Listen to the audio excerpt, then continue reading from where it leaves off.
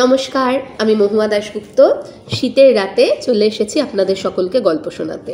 সময় আপডেটসের পাতায় মহুয়ার কথকতা এই শুরু হলো। আজকে কার গল্প বলবো বলুন তো? রোকেয়া সাখাওয়াত হোসেন। আচ্ছা, লর্ডসিনা রোডে, কলকাতার লর্ডসিনা রোডে আপনারা সাখাওয়াত মেমোরিয়াল স্কুলটি দেখেছেন এবং সাখাওয়াত মেমোরিয়ালের নামও শুনেছেন। তো এই স্কুলটি প্রতিষ্ঠা করেছিলেন বহু বছর আগে এক দৃপ্ত রমণী, নাম রোকেয়া সাখাওয়াত হোসেন। আজকে তার জীবনের গল্প একটু বলি। রোকেয়া কিন্তু জীবনে এত বড় কাজ করলেন সেই সময় দাঁড়িয়ে। উনি কিন্তু খুব প্রতিষ্ঠিত বা খুব একটা মেয়েদের লেখাপড়ায় উৎসাহী পরিবার থেকে আসেননি, এবং তার পরিবার ছিলেন খুব কট্টর গোঁড়া মুসলিম পরিবার। এবং আপনারা জানেন যে মুসলিম পরিবারে কিন্তু সেই আমলে মেয়েদের লেখাপড়া শেখাটা বেশ একটা বিড়ম্বনার ব্যাপার ছিল। কোরআন পড়ানো হতো, আরবি ফার্সি তাও পড়ানো হতো, কিন্তু বাংলা ভাষা নৈব চ। তো সেরকমই একটা পরিবার থেকে রোকেয়া সাখাওয়াত হোসেনের উত্থান, এবং কে যে কখন কোন কাজ করে ফেলবে, কার জন্য বিধাতা কোন কাজ নির্দিষ্ট করে রেখেছেন, এটা কিন্তু আমরা কেউ জানি না। তো তার ফলে ওই কর্ম করে যাও, ফলের আশা করো না। রোকেয়ার এক দিদি ছিলেন, করিমুন্নেসা। তিনি খুব অকাল বৈধব্য প্রাপ্ত হয়েছিলেন এবং তার দুই ছেলেকে নিয়ে রোকেয়াদের বাড়িতেই থাকতেন, এবং তার লেখাপড়ায় ভীষণ উৎসাহ ছিল।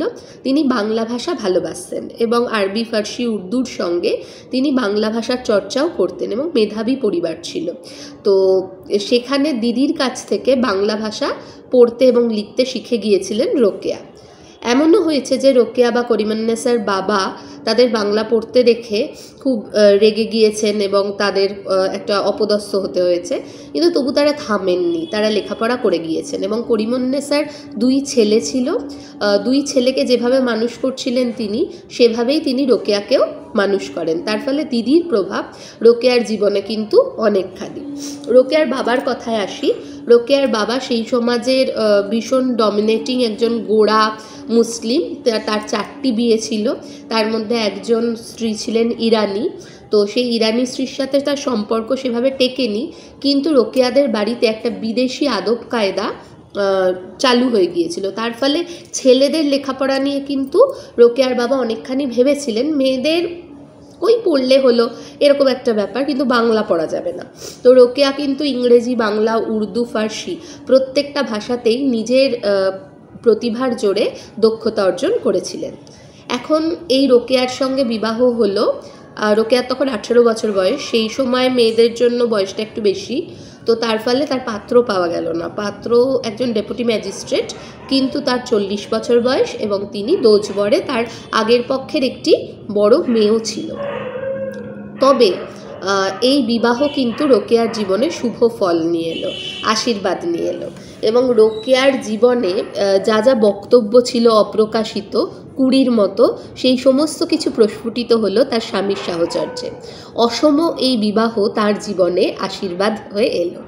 রোকেয়া লিখতে শুরু করলেন, রোকেয়া বলতে শুরু করলেন। তার স্বামীকে বিদেশ যেতে হয়েছিল, এবং সেখানে সাখাওয়াত হোসেন গিয়ে দেখলেন যে নারী পুরুষের সমান অধিকার, এবং সেখানে তিনি দেখলেন যে মেয়েরা কেমন করে ভোটাধিকার প্রাপ্ত হচ্ছেন, মেয়েরা কেমন করে নিজেদের জন্য লড়াই করছেন, জীবিকার ফলে নিজেরা উপার্জন করতে পারছেন। তো এই সমস্ত কিছু দেখে তার মনের গতিরও একটা বদল হলো, এবং তিনি তার স্ত্রীকে সেই সব গল্প করতে শুরু করলেন। এই সব গল্পগুলো রোকেয়ার জীবনকে একটা অন্য মাত্রায় নিয়ে গেল, এবং রোকেয়া যে প্রবন্ধগুলো লিখছেন, উপন্যাস, গল্প লিখছেন, বাংলা ভাষাতেই লিখছেন, অন্য ভাষাতেও লিখেছেন, ইংরেজিতে অনেক চিঠি রয়েছে তার, সেই চিঠিগুলো খুব সাবলীল, খুব সুন্দর। তো রোকেয়া সাখাওয়াত হোসেন দেখলেন যে তার এই যে শোনা কথাগুলো তার জীবনে একটা অন্যরকম দিক নির্দেশ করছে। রোকেয়া চেয়েছিলেন সমস্ত বাঙালি মেয়েদের, হিন্দু মুসলিম নির্বিশেষে, আলোর ডানা হোক। তো সেই আলোর ডানা দেওয়ার জন্য যতটা করার, যতটা বলার, সবটা কিন্তু রোকেয়া করছিলেন। এবং সঙ্গে ছিল স্বামীর সাহচর্য, ডেপুটি ম্যাজিস্ট্রেট স্বামীর সাহচর্য। তার ফলে বাধা খুব একটা কিন্তু পাননি প্রথম জীবনে। কিন্তু বিধাতা তো জীবনের স্ট্রাগলের পথগুলো কঠিন থেকে কঠিনতর করতে থাকেন এবং দেখতে চান যে কেমন করে সেই প্রত্যেকটা হার্ডেলস পেরিয়ে একজন মানুষ তার লক্ষ্যের দিকে এগিয়ে চলেছে। রোকেয়ার জীবনেও তাই হলো। মাত্র 31 বছর বয়সে তাকে স্বামীহারা হতে হলো এবং তারপরেই যেটা হলো যে তার যে আত্মীয় স্বজন স্বামীর সম্পত্তি থেকে তাকে বেদখল করে দিল। স্বামীর সম্পত্তির উত্তরাধিকার তিনি পেলেন না। রোকেয়া ঠিক 5 মাস অপেক্ষা করলেন এবং হেরে যাওয়ার মতো মেয়ে তিনি ছিলেন না। তিনি ভাগলপুরে গিয়ে 5টি ছাত্রী নিয়ে একটি স্কুল খুললেন, কিন্তু আত্মীয় স্বজন সেই স্কুলটি চালু হতে দিল না। তার কারণ তাদের কিছু ব্যক্তিগত সমস্যা ছিল। রোকেয়ার যে সৎ মেয়ে, তার জীবনের একটি দুর্ঘটনা ভাগলপুরে ঘটেছিল, তার ফলে ভাগলপুরে স্কুল খোলা হলো না। এরপর গড়িয়ে গেল আরও 5টি মাস। রোকেয়া আরও কয়েকজন ছাত্রী নিয়ে কলকাতার বুকে একটি প্রাথমিক বিদ্যালয় স্থাপন করলেন এবং তারপরে ধীরে ধীরে সেই প্রাথমিক বিদ্যালয়ে ছাত্রীর সংখ্যা হলো 107 এবং স্বামীর নাম জুড়ে দিয়ে সেই বিদ্যালয়ের নাম তিনি দিলেন সাখওয়াত মেমোরিয়াল। এবং সেই সাখওয়াত মেমোরিয়াল আজ ফুলে ফলে পল্লবিত, আপনারা সকলেই জানেন। ছাত্রী সংখ্যা ধীরে ধীরে বেড়েছে এবং ধীরে ধীরে প্রাথমিক স্তর থেকে মাধ্যমিক স্তর হয়ে উচ্চ মাধ্যমিক স্তর পর্যন্ত সেই বিদ্যালয় কিন্তু এখন রমরমিয়ে চলছে। আজ সাখওয়াত হোসেন বা রোকেয়া সাখওয়াত হোসেন নেই, কিন্তু বিদ্যালয়টি রয়েছে স্পর্ধার মতো, সাহসের মতো। তো এই যে একটি মেয়ের না হারা জীবনের গল্প, এই গল্পটা শুনতে শুনতে মনে হয় না যে আজকের দিনেও মেয়েরা তাদের যে অর্ধাঙ্গ, তাদের হাজব্যান্ডকে বলছে স্বামী, প্রভু। বাঙালি মেয়েদের মধ্যে এই কনসেপ্টটা কিন্তু চলে আসছে, কিন্তু তারা ভাবছে না যে তারা দুজনে একসাথে হাতে হাত মিলিয়ে বা একসঙ্গে চলতে পারবে। এবং রবীন্দ্রনাথের চিত্রাঙ্গদার কথা মনে হয় না সবসময়, যে যদি পার্শ্বে রাখো মোরে, পাশে থাকার অঙ্গীকার নিয়েই তো একটা সম্পর্ক শুরু হয়। সেই পাশে থাকাটাই যদি না হয়, পাশে থাকাটাই যদি না থাকে, তাহলে সেই সম্পর্কটা মূল্যহীন। রোকেয়া সাখওয়াত হোসেন নিজের জীবনে কিন্তু পাশে থাকার সেই অধিকারটি পেয়েছিলেন এবং বারবার হিন্দু সমাজে বাঙালি মেয়েদের এবং মুসলমান মেয়েদের বোঝানোর চেষ্টা করেছিলেন যে নারী স্বাধীনতা আসলে পুরুষের সমকক্ষ হয়ে এগিয়ে চলা।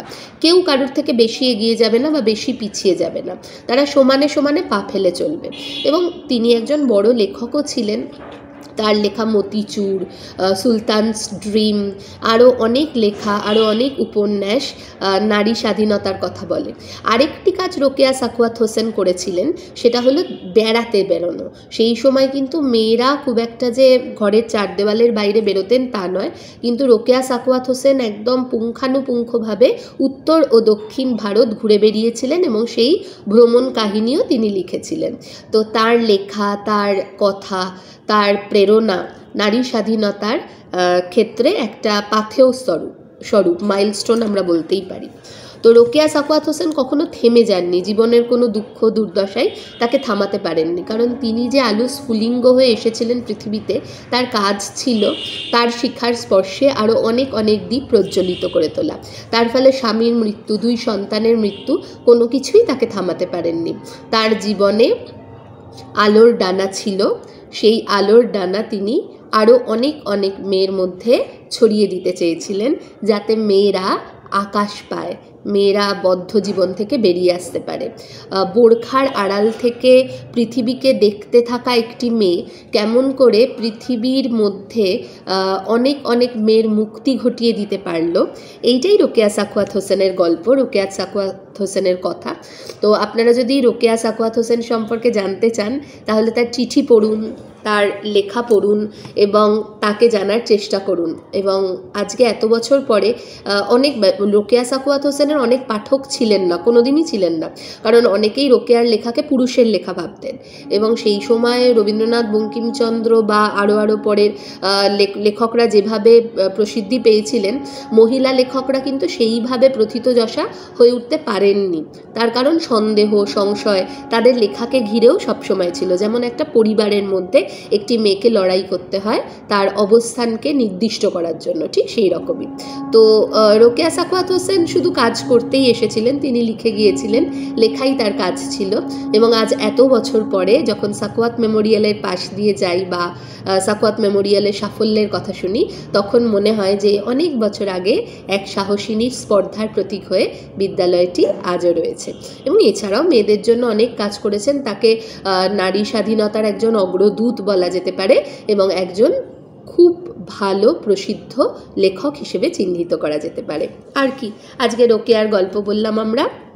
এমন একদিন আসবে আবার অন্য কারুর গল্প নিয়ে আমরা হাজির হব সময় আপডেটসের পাতায়। আর ততক্ষণ আমার জন্য আপনারা অপেক্ষা করবেন আর সময় আপডেটসের এই লিঙ্কটাকে সাবস্ক্রাইব করবেন, শেয়ার করবেন এবং অবশ্যই লাইক করবেন। আর মহুয়ার কথা চলছে, পরের সপ্তাহে আবার হাজির হব অন্য কোনো মহিলা লেখকের জীবনের গল্প নিয়ে। ভালো থাকবেন, শুভরাত্রি।